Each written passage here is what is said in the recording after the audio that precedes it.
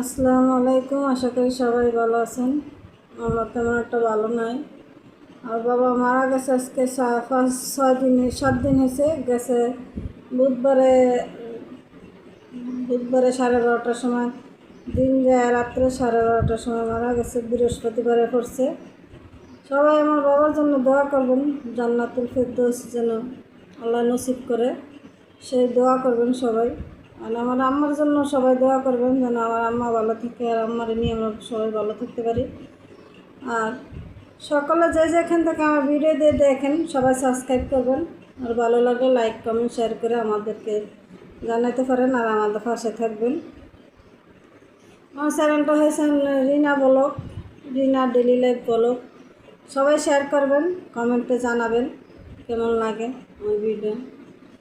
সবাই ভালো থাকবেন, সুস্থ থাকবেন, আমাদের জন্য দোয়া করবেন। আসসালামু আলাইকুম। আল্লাহ হাফেজ। আসসালামু আলাইকুম।